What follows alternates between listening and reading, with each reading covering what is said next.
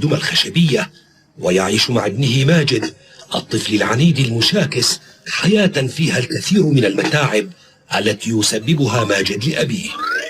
وفي يوم من الأيام صنع منصور دمية خشبية تشبه ابنه ماجد، ففرح ماجد بها كثيرا وأخذها إلى سريره لتنام معه. كان ماجد الدمية غريبا جدا، فكان لا يعرف معنى كلمة نعم لأنه كان مشاكسا. ماجد الدمية دمية سيئة، إذ كان يعذب منصورا بمطاردته من مكان إلى آخر. الحق بي إن استطعت ولن أتوقف. رائع جدا، لقد ضيعته. ماجد توقف.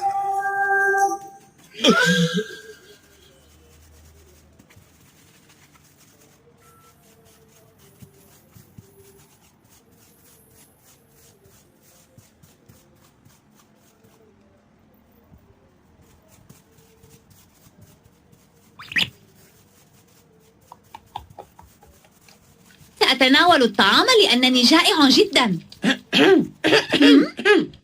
مرحبا.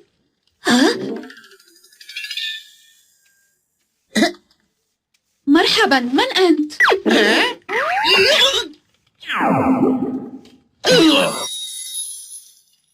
تخلصت من هذا الثرثار، والآن سأفتش عن طعام لآكله.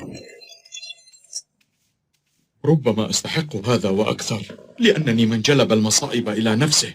ماجد لا يكف عن تصرفاته الطائشة، فكيف أجعله يقلع عنها؟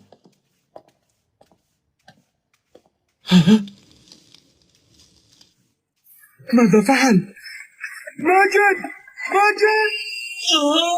ماذا جرى لك؟ هل أصابك أي مكروه؟ هل أنت بخير؟ الماء! استيقظ! سأصلحهما يا ماجد إذا وعدتني أن تكون ولدا مؤدبا ومطيعا. أعدك بذلك، ولكن أصلح لي رجلي. أبي. هل قلت أبي؟ نعم، أنت من جلب الخشب لصناعتي، إذن فسأدعوك أبي. حسنا يا ماجد، كم أحب أن أسمع هذه الكلمة. رضيت أن تناديني يا أبي. وفي اليوم التالي قرر أن يذهب إلى المدرسة. ماجد، بدءا من اليوم ستذهب إلى المدرسة لأنني اشتريت لك الكتب. تبدو رائعا. تليق بك ملابس الدراسة هذه.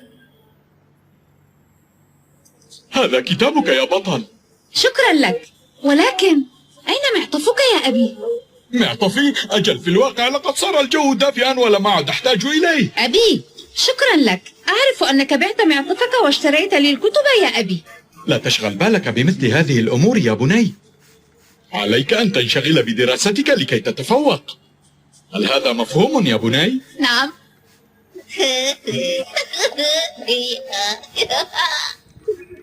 أيها السيدات والسادة، تعالوا إلى مسرح الدمى الأول في العالم. لا تدعوا الفرصة تفوتكم. شاهدوا الدمى تتحرك وتتكلم مثل الإنسان. وأين الدمى التي تتكلم وتتحرك مثل الإنسان؟ في الداخل، وإذا أردت فاحجز تذكرتك وتفضل بالدخول. علي الذهاب إلى المدرسة أولا. هذا هو العرض الأخير يا ولد، إذا لم تشاهده فاتتك الفرصة، وعلى كل حال عليك أن تفكر ثم تجيب. سأفكر. لقد فكرت. حسنا، سأشاهد العرض. انتظر أيها الصبي، عليك أن تدفع ثمن التذكرة ثم تدخل. ولكنني لا أحمل نقودا. أعتذر منك.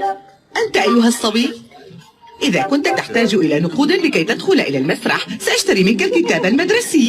أمي، ماذا تقولين؟ لقد أضعت كتابك المدرسي يوم أمس وهذا بدل منه. أعطني الكتاب، هذا ثمنه. هيا بنا. ولكن أريد أن أحضر المسرحية يا أمي. لديك دراسة. هيا.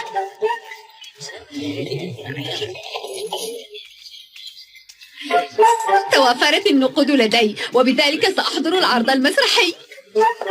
تفضل. شكرا لك، فلتستمتع. أيها السادة، هيا سيبدأ العرض.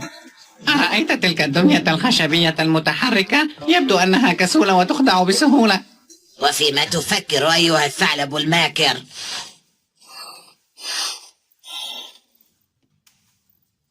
وصل ماجد إلى مدرسته الآن مثل أي طالب مجتهد.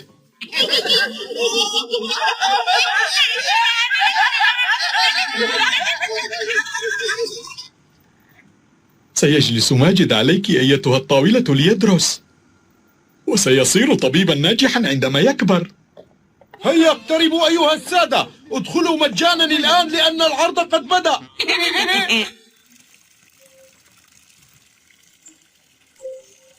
العرض جميل. جميل جدا أيها الصبي.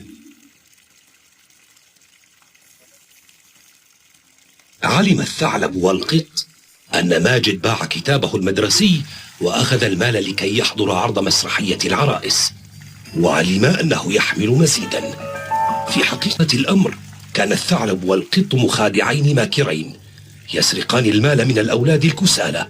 فكر ماجد أنه إذا استطاع الحصول على مال أكثر فإنه عندئذ سيشتري معطفا جديدا للنجار الذي باع معطفه لكي يشتري له كتابا مدرسيا. ولهذا استطاع القط والثعلب خداع ماجد بحيلة ماكرة. الطعام مهيأ وأنا في انتظار عودة طالبي المجتهد. أنا سعيد لأنه صار لدي من أخاف عليه ويؤنس وحدتي القاسية. هذه هي الغابة العجيبة؟ نعم هي عينها. إذن عليك أن تطمر نقودك هنا ليلة واحدة. نعم واحدة. أطمر النقود؟ ما هذا الكلام الفارغ؟ قولا غير ذلك. تشرفنا بمعرفتك. مع السلامة. أنت تعد كلامنا فارغا ولم يعد هناك مجال للأخذ والرد بيننا أيها الصبي الذي لا يعلم أبدا أين تكون مصلحته. عليك أن تتذكر أنك أنت من فوت الفرصة من يده وليس نحن، عن إذنك يا ولد. امشي امشي. انتظرا قليلا، هل صحيح أنني إذا طمرت النقود هنا ليلة واحدة تضاعفت وصارت أكثر مرتين؟ وما الفائدة وأنت لا تصدق كلامي؟ امشي يا أخي.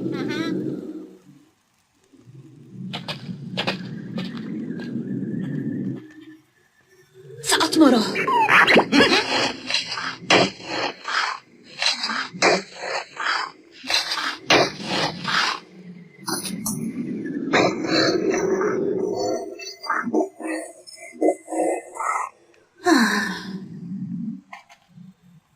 أبي، عندما يتضاعف المال سأشتري لك معطفا جديدا بدلا من المعطف الذي بعته لتشتري لي كتابا.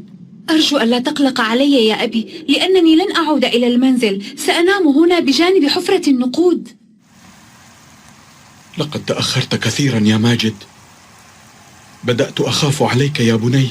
ترى أين ذهبت وما الذي جرى لك؟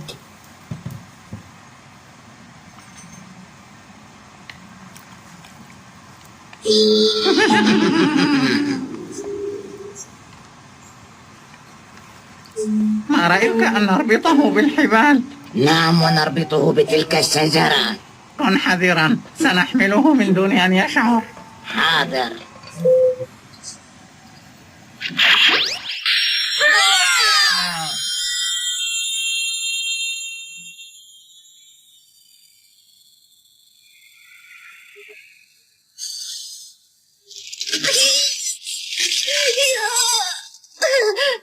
ماجد، أين أنت؟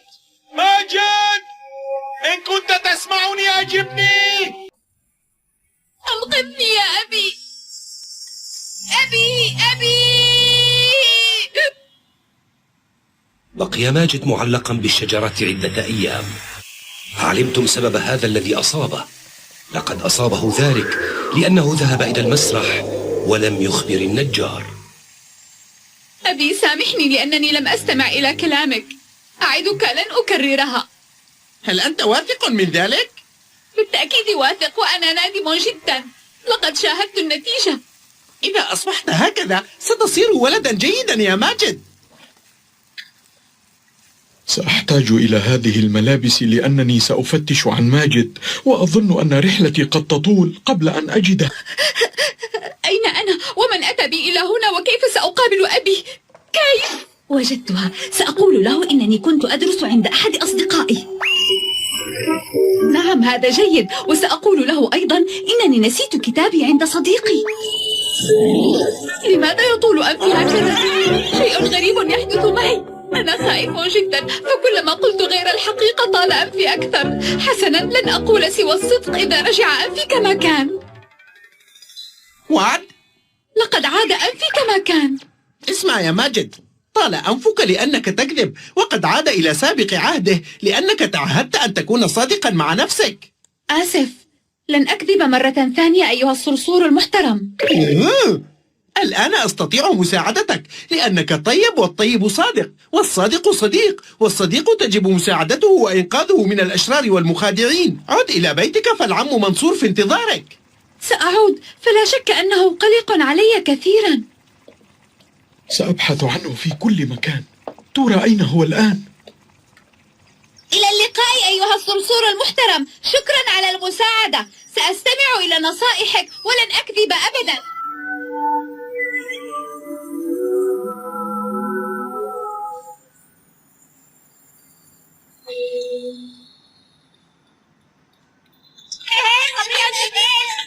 إذا أردت أن تمضي أوقاتا سعيدة تعال معنا لتركب عربة الحصان. ماذا؟ نعم، فهذه العربة تذهب بنا إلى عالم الألعاب الجميلة. هل تمزح معي؟ ولماذا أمزح معك وأنا لا أعرفك؟ تستطيع أن تناديني رامي، وأنت هل أستطيع أن أعرف اسمك قبل أن نصل